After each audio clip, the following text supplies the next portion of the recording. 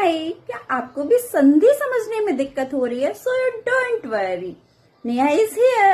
आज हम आपको संधि की पूरी विधान समझाएंगे कि संधि क्या होती है, कैसे की जाती है और कितने प्रकार की होती है। बस आपका मुझे थोड़ा सा समय चाहिए। क्या आप देने के लिए तैयार हैं? तो मैं भी संधि समझाने के लिए तैयार हूँ। Give me your time, I give you my best. Let's watch started. दोस्तों, आज हमारा टॉपिक है संधि। संधि किसे कहते हैं? हमारे दो वर्डों के मेल को, मिलाप को हम संधि कहते हैं। दो वर्डों के मेल को हम संधि करते हैं। जब आपके किसी भी शब्द के विच्छेद करने पर दो वर्ड आपस में जुड़कर मिलते हैं, उसको हम संधि कहते हैं। शब्दों को नहीं जोड़ेंगे, किसको जोड़ेंगे? दो वर्डों के मिलाप को, मेल को हम संधि कहते हैं। अब हमारा आया संधि के प्रकार। संधि के प्रकार कितने होते हैं? संधि के प्रकार हमारे तीन होते हैं। कौन कौन से होते हैं? स्वर संधि, व्यंजन संधि, विसर्ग संधि। स्वर संधि को हम कैसे पहचानेंगे? स्वर संधि का विच्छेद करने पर, हमारा शब्द विच्छेद करने पर जो हमारे दोनों तरफ दो स्वर आएंगे, दो स्वरों के मिलाप को हम स्वर संधि कहते हैं। इसमें एक भी व्यंजन नहीं होगा, कोई भी विसर्ग नहीं होगा। व्यंजन संधि कैसे कहते हैं? जिसमें एक तो स्वर होगा और एक व्यंजन होगा, अथवा दो व्यंजन वर्ड के मेल को हम व्यंजन संधि कहते हैं। या तो एक स्वर होगा या एक व्यंजन होगा। विसर्ग संधि किसे कहते हैं? जिसमें एक तरफ स्वर या व्यंजन हो सकता है, लेकिन एक तरफ विसर्ग जरूर लगा होगा, जिसको हम क्या कह सकते हैं? विसर्ग संधि। तो हमारी पहचान कैसे हुई? स्वर संधि की पहचान होती है कि हमारे दो स्वरों के मेल को हम स्वर संधि कहते हैं। व्यंजन संधि में एक स्वर और एक व्यंजन होगा, या फिर दोनों व्यंजन वर्डों के मेल को हम व्यंजन संधि कहते हैं। विसर्ग संधि में एक तरफ आपका विसर्ग जरूर लगा होगा। इस तरीके से आप अपनी संधि की पहचान कर सकते हैं। पहला आता है स्वर संधि के प्रकार। स्वर संधि के कितने प्रकार होती है? दीर्घ स्वर संधि, गुण स्वर संधि, वृद्धि संधि, यह स्वर संधि, अयादि स्वर संधि। स्वर संधि कितने प्रकार की होती है? स्वर संधि हमारी होती है 5 प्रकार की। कितने प्रकार की होती है? 5 प्रकार की। अब हम इसमें दीर्घ स्वर संधि भी लिख सकते हैं या दीर्घ संधि भी लिख सकते हैं। तो कौन कौन सी? दीर्घ संधि, गुण संधि, वृद्धि संधि, यड़ संधि, अयादि संधि। अब हम पहले प्रकार पर आते हैं, दीर्घ संधि। किस प्रकार पर आते हैं? दीर्घ संधि। अब इसमें याद रखना है, मैं ज्यादा लॉन्ग में नहीं जाऊंगी, शॉर्ट में निपटाऊंगी, कि बस केवल आपको समझ में आना चाहिए। दीर्घ संधि क्या होता है? जब किसी शब्द में जिसको हम विच्छेद कर रहे हैं, उसमें हमारा कौन सा वर्ड आना चाहिए? बड़ा स्वर आना चाहिए। कैसा? बड़ा आ भी हो सकता है, बड़ी ई भी हो सकती है, बड़ा ऊ भी हो सकता है। जैसे हम छोटा प्लस छोटा इज इक्वल टू बड़ा आ, छोटा प्लस बड़ा इज इक्वल टू बड़ा। इसी तरीके से छोटी प्लस छोटी इज इक्वल टू बड़ी, और यहाँ पर छोटी प्लस बड़ी ले ले तो इज इक्वल टू बड़ी ई। छोटा ऊ प्लस छोटा ऊ इज इक्वल टू बड़ा ऊ, और छोटा ऊ प्लस बड़ा इज इक्वल टू बड़ा ऊ भी हो जाता है। ये तो हमारा बहुत ही नियम है। हम एग्जाम्पल से समझेंगे। जैसे यहाँ पर आया कदापि। कदापि शब्द को जब हम वर्ड विच्छेद करेंगे, तो अब आप देखिए मुंह से क्या निकल रहा है? कद प्लस अपि तो नहीं निकल रहा, क्या निकल रहा है? कद आ निकल रहा है, तो कदापि, अपि, कदापि। अब देखिए यहाँ पे हमारी संधि किससे होगी? इस स्वर से। विद्यार्थी, विद्य का तो कोई मतलब नहीं, विद्य आ निकल रहा है, तो हमारी संधि कैसे होगी? आपको यहाँ से पकड़ना है। विद्या धन अर्थी, विद्यालय। अब विद्या, अलय का तो कोई मतलब विद्यालय। अभीष्ट, अभी प्लस इष्ट, इष्ट का तो कोई मतलब नहीं, इष्ट होता है, अभी इष्ट। रविंद्र, आपको पकड़ना है कि संधि कहां से निकल रही। रवि प्लस इंद्र, इंद्र तो होता नहीं है, इंद्र होता है। रविंद्र। तो हम संधि कहां से पकड़ेंगे, स्वर संधि, दीर्घ स्वर संधि, जिसमें हमारा वर्ण विच्छेद कहां से हो रहा है, या तो बड़ा की मात्रा होगी, या बड़ी ई की मात्रा होगी, या बड़े ऊ की मात्रा होगी शब्द में, तो वो हमारी क्या होगी, दीर्घ स्वर संधि की हमारी ये पहचान है कि आपको याद रखना है बड़ा आ, बड़ी ई, बड़ा ऊ हो जरूर होगा वर्ण विच्छेद करते समय। ठीक है, एक और एग्जाम्पल लेते हैं। बड़े ऊ से जो हमारा टूटेगा, किससे टूटेगा, बड़े ऊ से। जैसे गुरुपदेश, अब गुरु, तो गुरु प्लस यहां से टूट रहा है, गुरु, गुरु प्लस उपदेश, छोटा ऊ इक्वल टू बड़ा ऊ। सूक्ति कहां से टूट रहा है, सूक्ति, तो सुधन उक्ति, छोटा ऊ बड़ा ऊ। वधूत्सव, ये इंपॉर्टेंट है, बहुत बार पूछा जा चुका, पूछा भी जाता रहा है। वधूत्सव कहां से टूटेगा, वधू धन उत्सव, बड़ा ऊ प्लस छोटा ऊ इक्वल टू बड़ा ऊ। अब आइए इसका करते, भूर्जा, तो भू धन ऊर्जा। अब यहाँ पर छोटा ऊ क्यों नहीं आया, क्योंकि हम ये भी देखते हैं कि हमने ये वर्ड कैसे लिखा हुआ देखा है, भू ऊर्जा, कहीं भी हमने भू लिखा नहीं देखा है, ये रॉन्ग है, ये राइट है। तो भू प्लस ऊर्जा, भानुदय, तो भानु,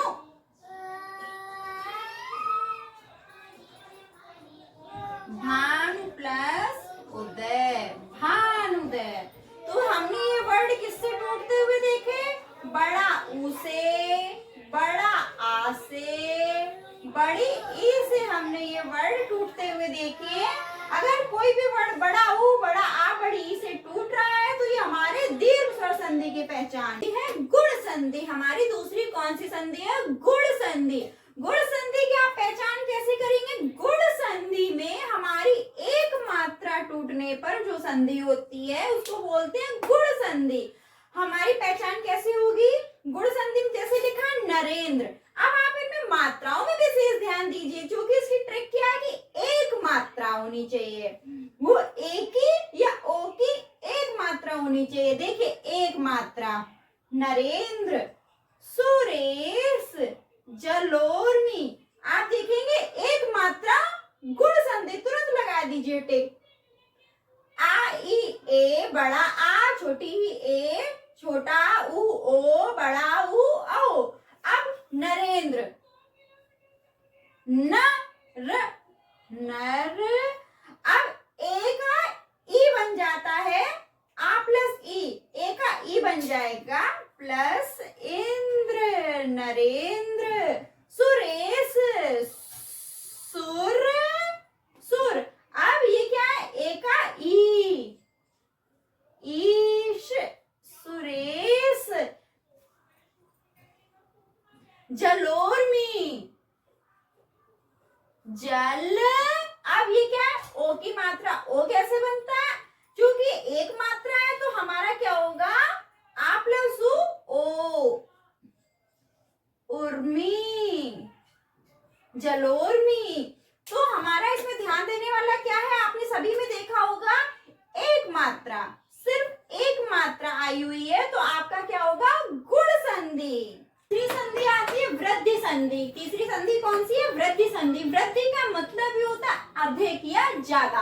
अब इसको हम कैसे पहचानेंगे, जैसे गुण संधि में हम एक मात्रा का खंडन कर रहे थे, इसमें कितनी मात्रा का खंडन करेंगे, दो मात्रा वाले शब्दों को तोड़ेंगे। दो मात्रा वाले वर्ड, दो मात्रा वाले शब्द में जो वर्ड होता है उसको हम तोड़ेंगे। याद रखिएगा, दो मात्रा वृद्धि संधि। अब जैसे एग्जाम्पल हम ए का पहले ले लेते हैं, आ प्लस ए, इसमें होगी, ठीक है।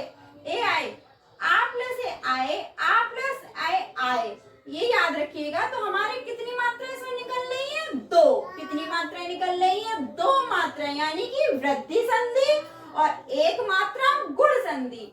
दो मात्राएं वृद्धि संधि, महेश्वर्य महाधन ऐश्वर्य, दो मात्राएं वृद्धि संधि। ये तो ए का हो गया। अब बात आती है औ की। दंत औष्ठ, दो मात्राएं, दंत प्लस औष्ठ, आ प्लस ओ इज इक्वल टू औ बन गया। हमें केवल ध्यान रखना है दो मात्राओं का। जलोध, दो मात्राएं, यानी कि वृद्धि संधि। फिर से समझ लीजिए, जहां पर एक मात्रा टूट रही है वो गुण संधि, जहां पर आपकी दो मात्रा टूट रही है वो आपकी वृद्धि संधि। मात्रा किसकी होनी चाहिए? ए या औ की। आता है नेक्स्ट यड़ संधि। हमारी कौन सी संधि आती है? यड़ संधि। यड़ संधि को हम कैसे पहचानेंगे? यड़ संधि में या तो क्या होगा शब्द में, या वा, या तो या होगा अथवा वा होगा, और इसके साथ आधा कोई अक्षर जुड़ा होगा। या तो शब्द में या होगा या वा होगा, या इसके साथ आधा अक्षर या होगा या वा होगा और इसके साथ कोई आधा अक्षर जुड़ा होगा। अब अक्षर स्वर तो आधा हो नहीं सकता, कोई ना कोई व्यंजन जरूर जुड़ा होगा, तो वो क्या कहलाते हैं? यड़ संधि।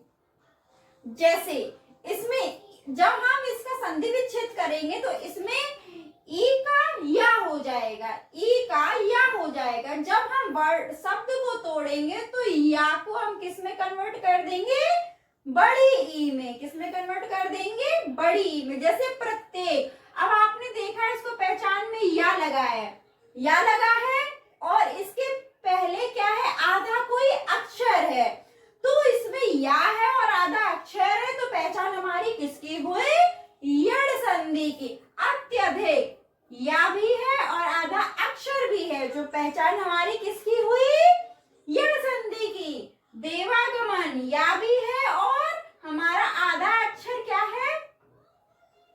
वा भी है, तो हमारा क्या हो गया? देव्यागमन। अब इसमें जितने भी आपके मात्र और पितृ होते हैं, मात्र आगमन, पितृ आगमन, मात्राज्ञा, पित्राज्ञा, यानी कि मात्र और पितृ लगा होता है, वो तो आंख बंद करके ही आपको यड़ संधि में टिक कर देना है। मात्र पितृ से रिलेटेड जितने भी होते हैं ये यड़ संधि में होते हैं, और या शब्द में या आएगा अथवा वा आएगा और उसके साथ पहले कोई आधा अक्षर आएगा, तो ई का या हो जाता है, ऊ का वा हो जाता है। जैसे प्रत्येक। अब हम इसको तोड़ेंगे तो हमारा जब ये या है, या किस में कन्वर्ट हो जाएगा? ई में हो जाएगा, तो ये आधा ता पूरा बन जाएगा और ई की मात्र प्रतिधन एक। अत्यधिक, या हमारा हट जाएगा, ये या किस में जुड़ जाएगा? ता में, तो अतिधन अधिक ई हो जाएगी। अध्यक्ष, या हट के छोटी ई की मात्रा हो जाएगी और ये वाला अक्षर पूरा हो जाएगा। अधिधन अच इत्यादि, या हमारा ई में कन्वर्ट हो जाएगा, जो ये अक्षर होता है वो पूरा हो जाता है और इसमें मात्रा लग जाती है। इत्यादि। देव्यागमन, तो देव्या ई है, आ या है, अब इसमें क्या हो जाएगा? ई हो जाएगा, तो देवी धन आगमन।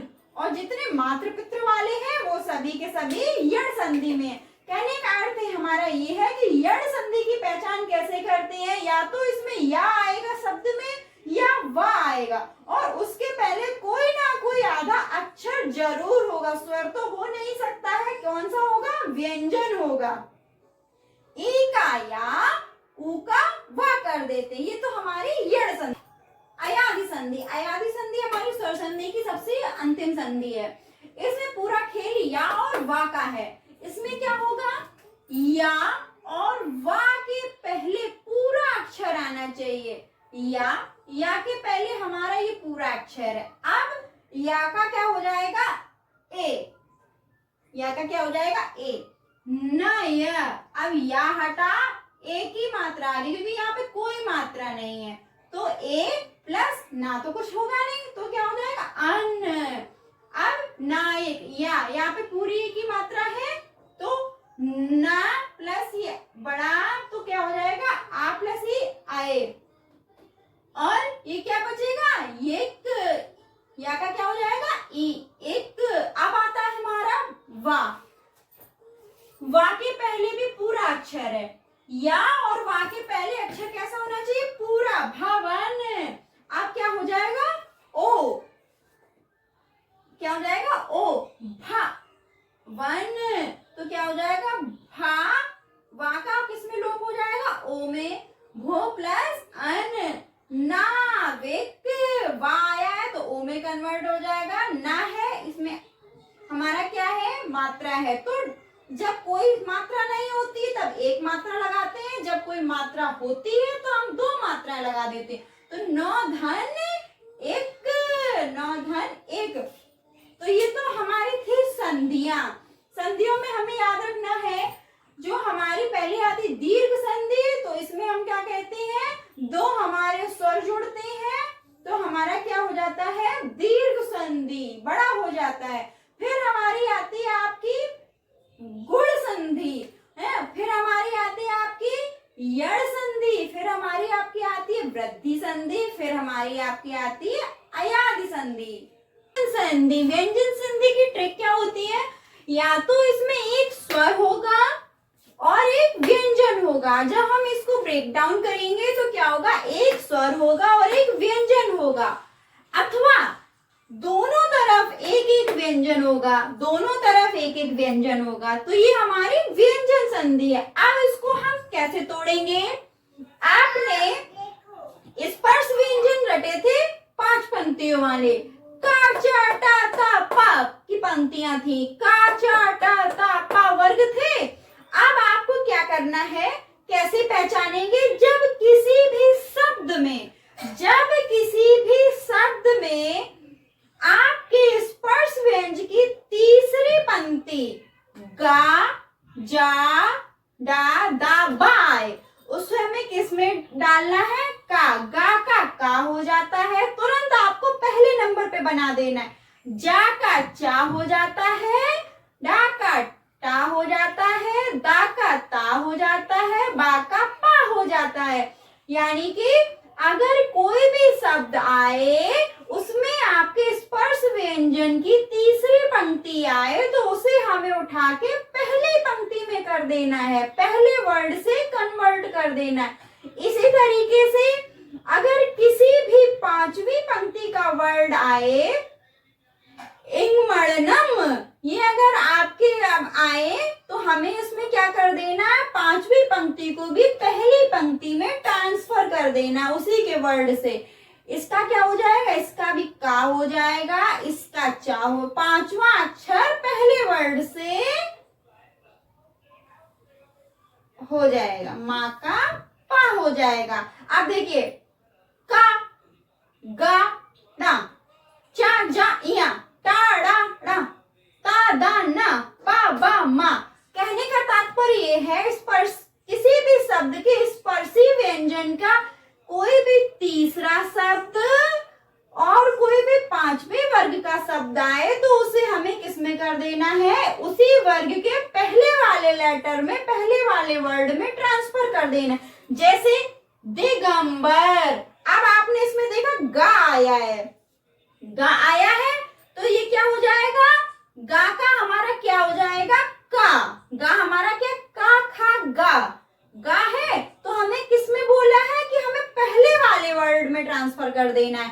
अब गा के पहले वाला क्या आता है का, तो गा का क्या हो जाएगा दिक। अब चूंकि ये आधा का है तो ये हमारा पूर्ण व्यंजन बन गया।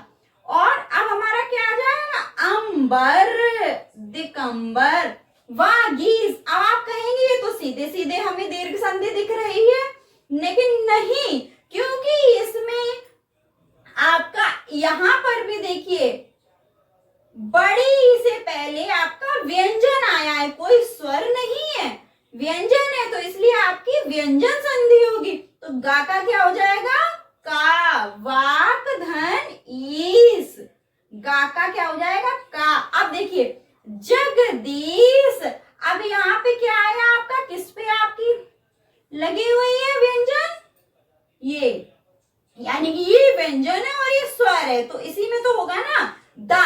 दा के पहले क्या आएगा आपका ता, क्या आएगा ता, ता था दा।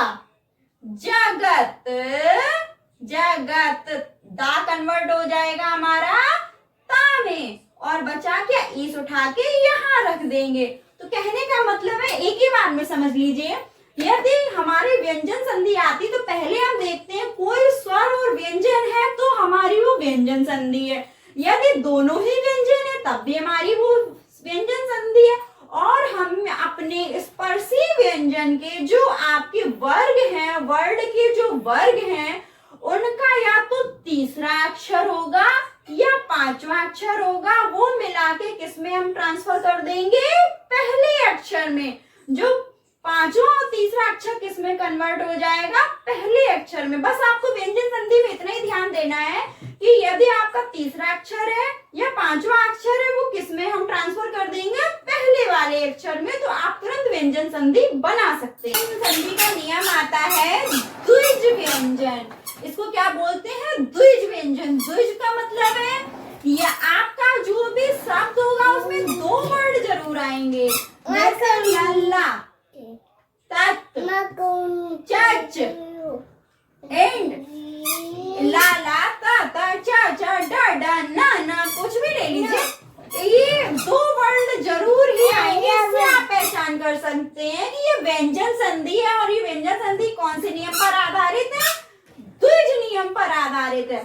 तो जो हमारे दो वाले जो वर्ड हैं, एक आधा होगा एक पूरा होगा, तो जो हमारा आधा और पूरा वाले जो दो वर्ड है वो किसमें कन्वर्ट हो जाएंगे पूरे ता में, किसमें कन्वर्ट हो जाएंगे ता में।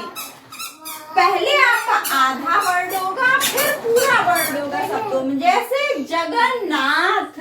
अब हम क्या लिखेंगे जग।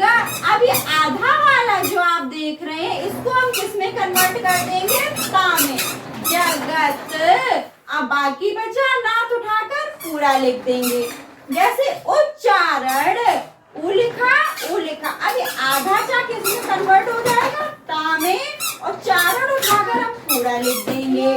ये तो हमारा द्विज व्यंजन का नियम है। अब तीसरा नियम जो आता है हमारा, वो अंग की बिंदी का नियम बोलते हैं। उसे कौन सा नियम बोलते हैं अंग की बिंदी का नियम। जो अंग की बिंदी होती है वो हमारी किसमें कन्वर्ट हो जाती है आधे माँ में। अंग की बिंदी किसमें कन्वर्ट हो जाती है आधे माँ में, जैसे संयम।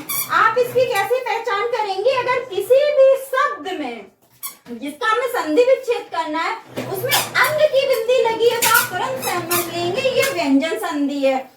अब सा लिखा, अब अंग की बिंदी हमारी किसमें कन्वर्ट हो जाएगी आधे माँ में, सा माँ।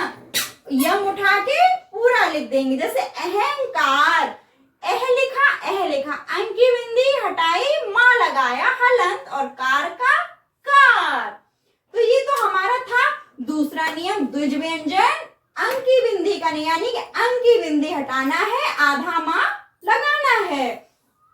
द्विज व्यंजन में क्या होगा, एक तो आधा वर्ड होगा और वही पूरा वर्ड होगा, तो दो वर्ड होंगे, वो हमारे किसमें कन्वर्ट होंगे ता में। जो आधा वर्ड है वो हमारे ता में कन्वर्ट होगा, और अंग की बिंदी वो हमारे माँ में कन्वर्ट होगी। इस तरीके से आप पहचान कर सकते हैं कि आपका ये व्यंजन संधि है। चौथा नियम आता है चक्ष नियम। इसको क्या बोलते हैं चक्ष नियम। चक्ष नियम क्यों बोलते हैं, क्योंकि यहाँ पे सारा खेल 4 और 6 वर्डों का है, 4 और 6 वर्डों का है।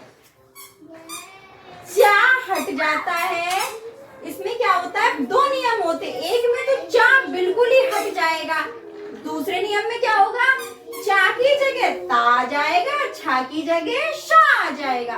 पहले नियम में चच के पहले नियम में चा हट, कुछ शब्दों से चा हट जाता है, बाकी सेम टू सेम लिख देते हैं। दूसरे नियम में क्या होता है चा की जगह ता, छा की जगह सा आ जाता है। अब जैसे विच्छेद, आपका पहला क्या है विच्छेद, तो वी उठा के वी रख दिया, चा को हमने हटा दिया, छेद उठा के छेद रख दिया।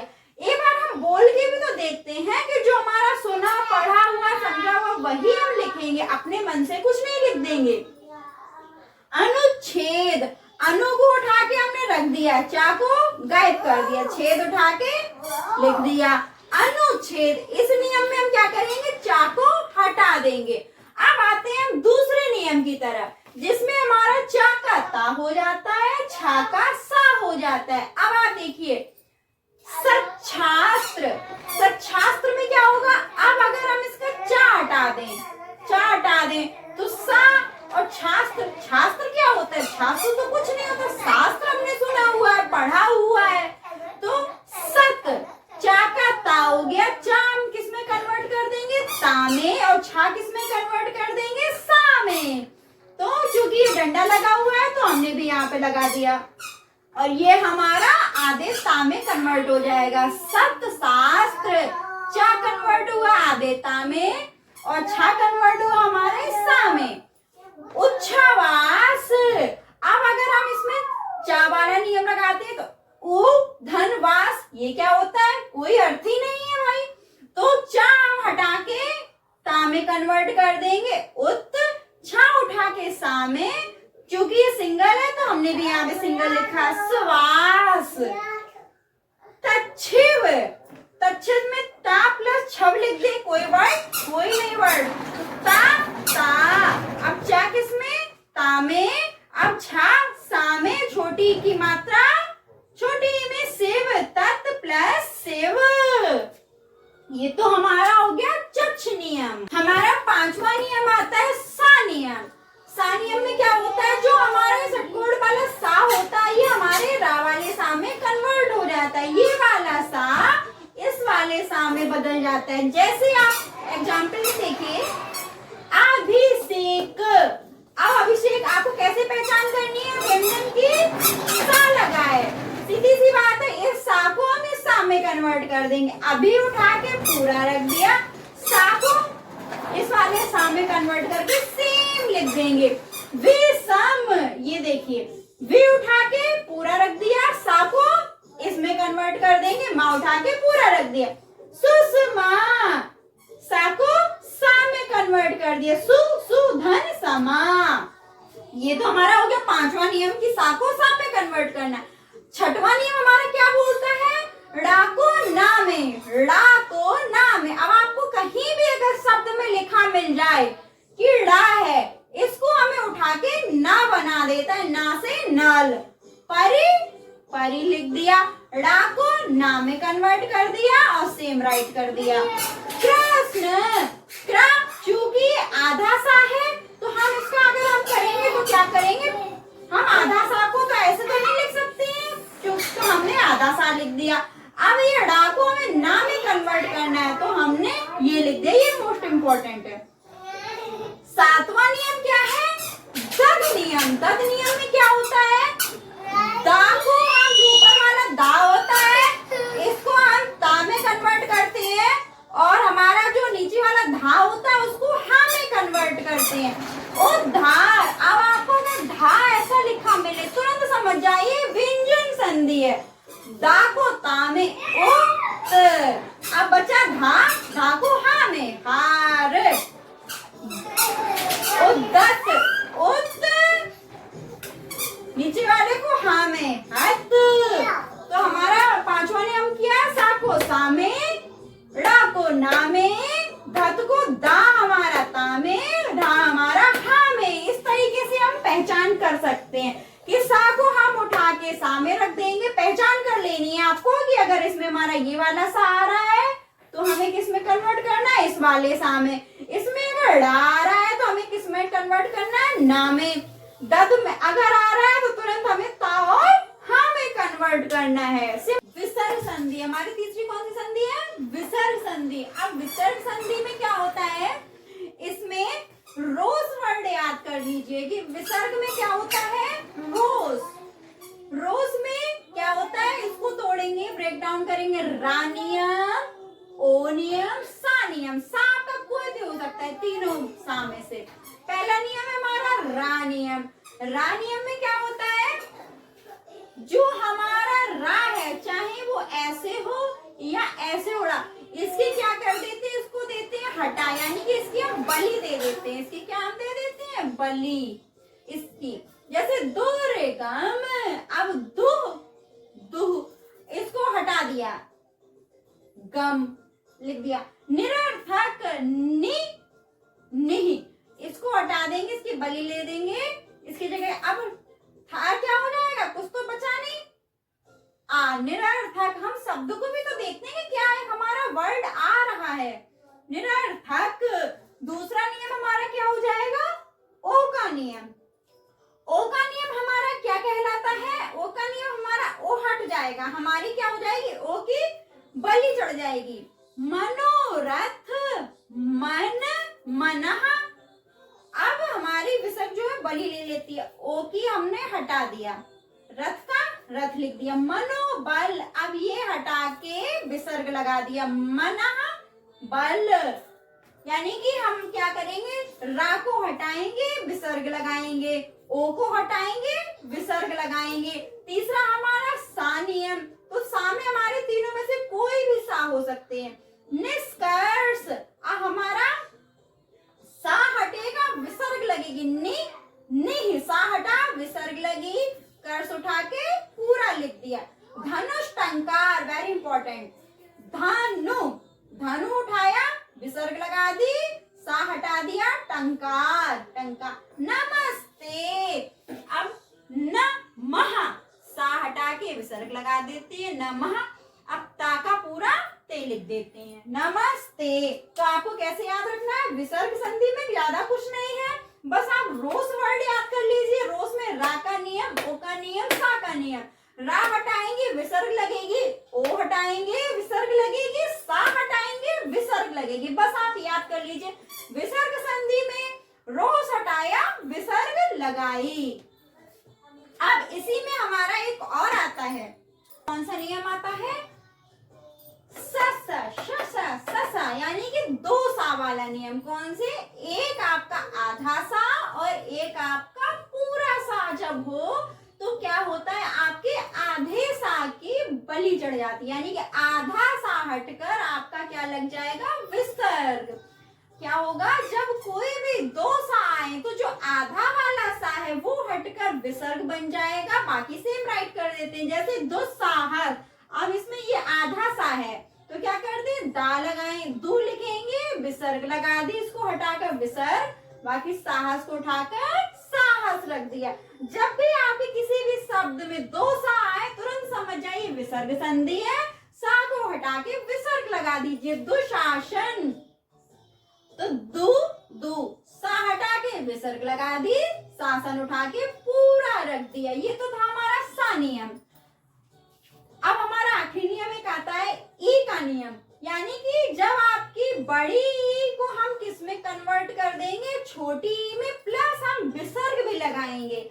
बड़ी ई की मात्रा को छोटी ई की मात्रा में कन्वर्ट कर देंगे और साथ में क्या लगाएंगे, विसर्ग लगाएंगे। जैसे आपका लिखकर आ जाए नीरस, अब ये बड़ी की मात्रा है, बड़ी की मात्रा हो जाएगी छोटी की मात्रा में, तो हमने लिख दिया नी। आप क्या लगा देंगे इसमें साथ में, विसर्ग। विसर्ग, रस को उठा के सेम राइट कर दिया, लिख दिया निरोग। अब बड़ी की मात्रा को हम छोटी की मात्रा में कन्वर्ट कर देंगे और विसर्ग जोड़ देंगे, रोग। अब अगर आ गया आपका नीरव, तो ये बड़ी की मात्रा है, क्या हम कर देंगे इसको छोटी की मात्रा में, निधन रव। तो ये तो हो गई हमारी इस तरीके से विसर्ग संधि। फिर से देख लीजिए, सा को हम किस में कन्वर्ट कर देंगे, आधे वाले सा को हम विसर्ग बना देंगे, बाकी हम सेम राइट लिख देंगे। बड़ी अगर आ जाए तो हम बड़ी को छोटी में कन्वर्ट कर देंगे, विसर्ग लगा देंगे साथ में। ये हमारा विसर्ग संधि के